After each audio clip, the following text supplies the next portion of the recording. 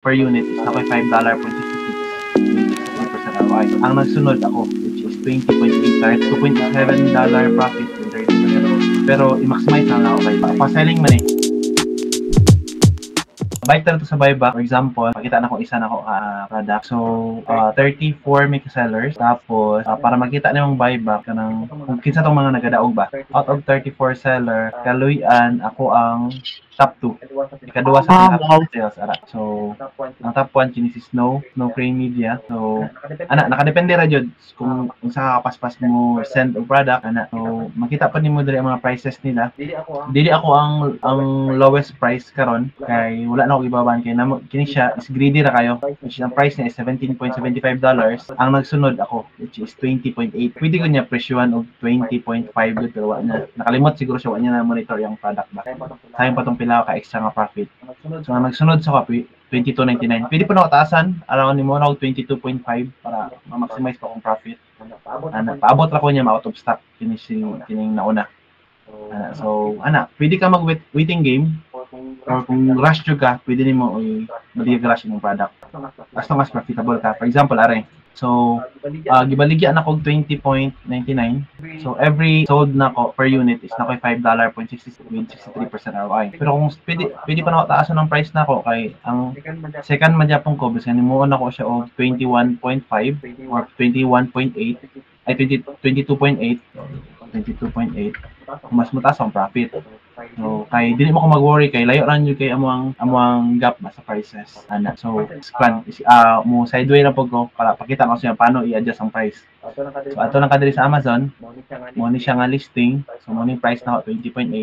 So butang na 22.8 na ko. Saka lang ako sa akong price. Kay bisan sa ako kay kung isabayan ako ni siya kung i-price na ko 17.7 para mas lowest lang ko. Mahalinan din ko. So, nara ko sa 2. No, okay japan siya para sa kuha. $2.87 profit with 32%. Pero i-maximize na lang ako kay pa-selling man eh. Kini mga product is mahalinan siya 600 units per month. So, di ko mag-worry. Mahurot ra japan yung stock. So, mo tong pag-add product. So, kini siya is ang rest diri is sa baba. Kini siya sa ungating. Kini siya if wala nimo na tapos og create sa product or add sa product maato sa draft. Kini siya if magbuhat ka og private label. Wala pa lang na-try personally kay ang ako is katulang mag simple listing lang na So sir, time pa sir, na lang ko iputan na. Okay raman ka Amazon sir kung anytime mag-change ka og price. Walay problema? Okay lang. Okay. Okay lang. May exception. Pag nakay product nga ang isa ka seller dito is nasa Amazon, tapos babaan nimong price compare kay Amazon, mo reklamo si Amazon. Kay naman natay ginatawag nga MAP. So ang sa MAP is minimum advertised price. So na mga supplier nga usually nga nasa Amazon nga gine-require ang resellers or mga third party sellers na dili ta pwedeng magbaba sa market price. Kaya mura ginapatay na ang negosyo ba? Something god. Okay. So mura na siya ang Pero mostly is gusto ra ta. As long as profitable ka o kaya nimo i-take ang katunga profit amount na sell price. Okay. Next is sa pricing. So diri sa pricing is pwede ka mag-automate ang pricing kung gusto ka kanang buhat na kay products na kay 1,000 ka klase or variety nga product. So dili na mo ma-monitor tanan imong prices. Pero ato niya wala niya na monitor nga ang siya $17 ang next is ako 22 na gayto gibutang na 22. So like kay gap. So pwede ka mag-automate pricing nga iingnan nimo si Amazon. For example, kung naay mag-price og $21, imuon nimo og 20.99, magbabaan na nimo 1 cents ba. So pakita na ko. So click na ko automate pricing. US. So ari akong gibuhat nga pricing, competitive lowest price rule. So kung naay magstay lang og 0.01 cents below sa lowest price. So lamangan lang ako siya 0.01 para dikit lang para ako gyapon madaog sa buybacks pero ang pili na ako is 0.1 cents sa compare sa katong nagsunod ako. So di na ako kailangan monitoron jud pero karon giposa na ako kay nag-adjust mo kog manually good sa mga price kay na mag-uban good nga di na pud ko profitable. So kailangan pa nako uliton ang ako minimum price kay kailangan po nimo mag-set god og minimum price nga kung asa ka profitable. For example, bike tayo to sa listing na to gayna yun nga sample. So importante importante nga mag-set kag minimum price kay para dili siya pagusto og naog price ba kay basi mag negative na ka profit. For example, ang minimum price nimo is 16 or 15.5. 15.5 murag mo na lang na imong kan ba murag at least na lang kay $1 basta mabaligyan na lang madipos na lang. So, okay na. What if wala nimo gibutangan og minimum price kalit og bagsak imong price kay nampoy uban nga nagpataka ra price nila gibutangan nila price nila like $13. So lugi na ka $1 na lang yung profit nimo. Are negative 12 negative $1 negative 12% ROI.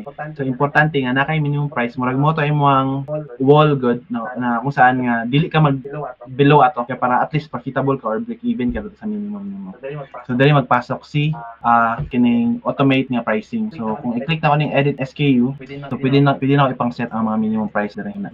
So morning sagad na ko mga pinakababa na ko nga price ana nga kaya na ko at least profitable pa ko. So daghan kay kung nga wala nga reply akong listing is 27 listings. So gipost na ako natapos. Ang nadiri kay kailangan ni murag 7 or 8 ana. So kato mo to siya ang pricing. Sa orders dili na makita imong mga orders, mag pull out kag report kung pila imong orders nga nagpasok sa imong store in one whole month or in 1 year, makita nimo tanan. So dire mo nitong gaina nga pakita nako. So for example, ari 45 minutes ago na nagpalit og kanyapon, napkin or pads. Makita lang dire. Tapos na po kay bag-o na sulod order 17 minutes ago na nipalit pads Japon. Pads. Dire sa advertisement kung magpi-PC, to be honest, di ko master dire. Sir, pero kaning advertisement, sir. Maka-advertise pa tagawa sa Amazon o dire dito sulod sa Amazon? Sulod lang sa Amazon. Except kung magbuhat kag Shopify, tapos mag-run kag ads sa Shopify, then connect sa imong Amazon listing. For example, sir, nga, mangito lugar ka na, example, tags, sa kuan, sa Google, kabantay ka ng manggawas dahil mga kuan diha, mga product, Amazon, ingana, advertisement ka na. Dili na siya Amazon ads, kundi Google ads na siya. Iba po na siya, kanang first na maglabas, except sa kanang sponsored, ng organic Google ads po na. Lahi po na siya nga niche. Pero kasagaran magod, ang Amazon magod naman sa sarili nga, Android app or Apple app. Okay, dire is store, click ka man mo man Japon sa magabas. Dito sa report, kini siya, kung magbuhat kag report, dili na makita ang kung pila yung mga profits, overall, everything. Sa imong mga returns, makita pa yung mga returns nimo. Kung sa FBA ka, makita pa nimo din ang fulfillment, kita nimo tanan-tanan. So, pwede na maglantro ani dire sa tax document kung sa US citizen lang ni sila nga ginapangayon sila annual tax, dire niyo ma-download. So, mostly kung malika ka once in a while, dire ka mag-extract ng mga report. So, atag ta sample tag report sa kanang income report na lang, reports repository. So kung gusto nimo makuha ta ng report nimo in Excel, kini siya ginapakita po ni sa BAR kung pangayoon. So let's say 1 month lang, March 1 to 8 o May 9. Okay, wala pa natapos ang quad. As a whole na lang. Kay syempre pag ga-business ka, dapat at least ma-monitor nimo kung okay pa ba, padayon pa ba nato ning business na ilabay na lang. So dili pwede nga baligya lang ka nga wala ka balo kung pila ang profit nimo. So mo ni siyang summary. So mo ni mga expenses nato sa pero wala pa ang labels dire og ang prep fee or sa warehouse nato. So ang expenses nato sa Amazon kini siya is $1,800 for mostly sa kanang silang tax na 15%. Tapos na po ko yung mga refunds. Ang refunds nako ari $35. Tapos mo ni siyang tax or selling fees paggamit ay referral fees ang tawag paggamit silang platform so mo ni siya mostly nadragikan. Then pag FBM kato sa labels na lang mostly jud magbawi labels og sa warehouse labors so diri sa transfer kung pila pa lang na withdraw nimo. By the way sa withdrawal sa Amazon, so diri na ta mag-proceed na ta sa payment. Sa withdrawal sa Amazon is twice a month lang siya ang withdrawal. So ibig sabihin pag twice a month is for example mag-withdraw ko karon 9, ang next withdrawal is 23. For example, pwede na nato dili paaboton ang March 23, mag-cut ka, mag-withdraw ka pinakalit dili sa 15. Yung next withdrawal paabot na pagka another 2 weeks. So anytime pwede ka. Ang uban ginabuhat nila daily withdrawal. Nang good ka paabot, siyempre kailangan ng money So pwede ra time to time daily withdrawal. Pwede ra ka mag-request payment tas mag-reset na pud siya. Then isa pa ang i-consider is ang account reserve. Si Amazon ga-hold og amount of money sa mga seller kay para in kaso nga na mga kay dili for example na kay mahalinan karon nga product today. So dili ibig sabihin niya pwede din to nimo i-pay out. Post another 1 more week para in case na sila yung mga reklamo or mga return para naka-ikabayad nila. Muna siyang account reserve. So si Amazon gi-hold nila ang $2,000 nako kay para ang purpose para sa mga mga returns, refunds or mga claims sa mga customer ana. So mo to siya ang sa payment. Dre wala na halos. Gusto lang ka mag-learn how to sell sa brand kung magbuhat kag brand sa B2B. Wala pa na ako na siya try. Another platform ni siya pero ang traffic is compare sa akin siya Amazon platform jud mas paspas Japan dere kini halos wala kay gamit ana. Then sa app kung na kay mga app nga i-attach yung Amazon dere isa dere sa account help kini so katong gi-mention ako gaina nga naga-pan si Amazon o verification so are mo ni monito siyang email ni Amazon nga mag-resubmit ko para sa ilang verification. Ayan. So twice, yung katong yung mention niya, twice a year siya ga request o verification sa mong store. Para siguro para mabalaan lang legitimate yung ka wala pagbago or ikaw ba Japon gabaligya. Ikaw ba Japon gabaligya. Namo imong seller nga. Mo may account sir, batabang lang yung sa kulang para diretso na ba. Sige sir. Documents. For the meantime sir, pwede sir gamiton nila mo existing nga account. Pwede ka sir. DTI na mo, DTI BR. Kompleto mo sir. Kompleto mo. Wala may existing product na, sir? Wala sir, kaya dili na may registered. Pero at least kung dili na ito mo ba? Pwede na ba na sir? Pagka following dahil, amo lang i-change tayo po. Nag-start ko, pag register mo gano'n, pwede din kayo maka-start og sell without katong murag final nga mag-submit pa kag mga tax, ana-ana. Kaya sa ikaduan mo nila pa ngayon. Pero ang problema ni mo na sir, kung kulang-kulang ka, og mga mga documents tapos mangayo sila i-hold na nila ang imong funds kasi dili ka prepare ba okay mas okay nga kanang nanag kadaan gud ana kay kaso ba kay kusog ka bang kuan sir mo tanong ko sir kanin mga purchase nimo di sa Walmart, Sam's, credit card lang yung gamit sir or credit card okay ang credit card pero na mga order cancellation pero usually ang smooth nga so far so experience si PayPal dere na discount ang authenticity sir for authenticity kini dapat aware jud ta ani before ta mag-order og mga product kato make sure nga ang invoice makip iskan 1 year ago pa na nimo na order sir keep jud na itambak sa drive ng mga invoices kay anytime mga isa Amazon ana mo nang sa na dapat maka-trace dapat tong invoice mo ang gipalitan o another supporting documents ana is ang mga credit card nga gigamit niyo pag-order kaya nag-reflect mo na to kung ansa nga store ug pilang amount dapat mag-match to siya tapos sa invoice nimo kung unsa tong pangalan sa invoice nimo dapat mabutong pangalan sa bank statement nimo nga nag-deduct mo na sa authenticity issue kung ma-deactivate ang store mo ni pinaka isa sa pinakalabad jud sa ulo kung maka-counter kay so may tabo ni siya kung nay customer nga uy piki man imong imong product isang tinuod legit good si Amazon may choice kundi i-verify ka oy pasaan ni within 15 days kung di mo ma-comply ni mga documents deactivate ang store nimo i-hold na ko imong kwarta ana so okay choice so worst case ana sir kung dili ka maka-submit wala imong kuan ba within 15 days deactivate imong store within 2 months tarang inventory nimo is automatic dispose except kung FBM ka ang FBM man imong product naraman sa warehouse FBM pero FBA ka katong mga inventory nimo nga nasa Amazon warehouse is automatic dispose after 2 months siyempre mag-boss man sa space para sa uban na so wala siyang authenticity issue next is link account mas okay mo gud nakabalo ta daanan sa before ta magsulod sa business ba kay si Amazon so far sa pagkabalo siya ang pinaka-stick to jud sa mga account Walmart, ang pang Walmart. Okay, maginagmay mga details kung may delete kay ano ko. Sa multiple link account ka to, katong i-mention ako, if may sabay ka sir nga mag-plan ka dapat communicate. Kay kamo ra gyapon dalawa ang ma-deactivate ana, lisod ki siya i-deactivate ana. So mas okay nga magkurupo na lang ana or mangitag ka ilang lain nga balay. Isa ra ka laptop no mag-open. Isa lang ka laptop na open, isa lang ka internet. Ako kay sir kung nako sa gawas kay VA mo at the same time dili jud ko mo correct og wifi biskan asa biskan sa ako ang mama pa na nga balay. Mag-data na lang jud ko. For sure.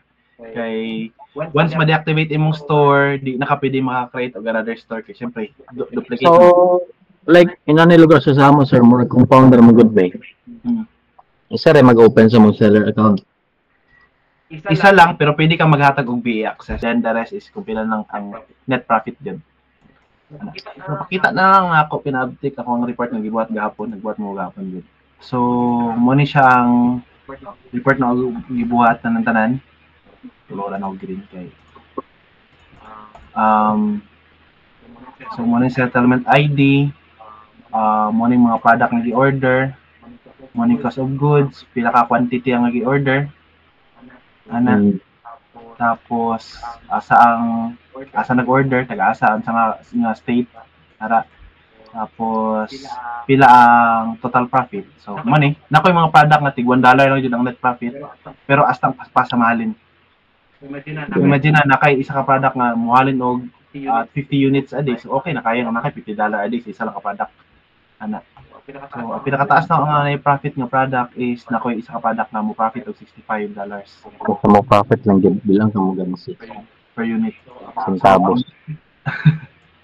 Ayun lang pag sense kay sayang ang effort kay syempre tandaan niyo kailangan niyo bayaran pud mo ang sarili nga fulfill of orders. Ana. Sumuni siya. Ang net profit jud unta nako kay kining to gani $4,661 sa katong $13,000. Nakoy refund nga 1,000 kay ang reason ani kay nakoy Pinoy nga prep center nga binaw na ship ta ng product wala day. So wala koy choice i-refund na utong customer nga wa ka receive. So dako ka siya nga loss. Sakit isang heart pero ana din ang business, part na sa loss. Next is ito sa reports. Kini refunds A to Z. So ani kung nay mga refunds, try to delay lang. Pero naman yung iban mo kulit jud. So wala kay choice nga. I-refund do unfair na kasi mo kay priority jud always ang account health. Kaya mo na itong capital, atong store jud. So ikampihan mo gud gyapon niya ang i-delay like 5 days. Ingon na yung mga mag-investigate sa ka anong wala naabot. Pero kablunog ka unsang reason. Tapos kung di sa mo balik ka, thank you na lang. Imo na to. Ana. So, sa mga VAs, so, kung kaya lang sa time, di kayo busy, pwede naman sarili yun, except sa sourcing. Ang sourcing dyan mo, kaon dyan time. So, sa inventory management, para ma-monitor tanan, contacts, or sa warehouse nimo. So, wala po. Mo po na isa sa mga task sa mga VA. Customer service, relative to bag, sa inventory, sa warehouse, then sa sourcing. Mo to ang run through, possible, makadagdag pa ta, kasi na ko yung mga nalimtan. Sinaboy mga question. Naman ang question. Bright. Labot ulit ng tanan. Oh. Ay, oo. Wala. Basically, dili man imo sala, di ba? Dili, ang Amazon Pro customer gina sila. Malaban na sila sa customer. Ang reason nato kay mabalaan mo gani ma-delivered ang product is napa sa 1 week or 2 weeks. Katong 1 week na to is wala ka kabalo. Gusto ka deliver, gusto ka dito after a week taga nag-report sa mga ano wala na abot. Makaabot. Imagine,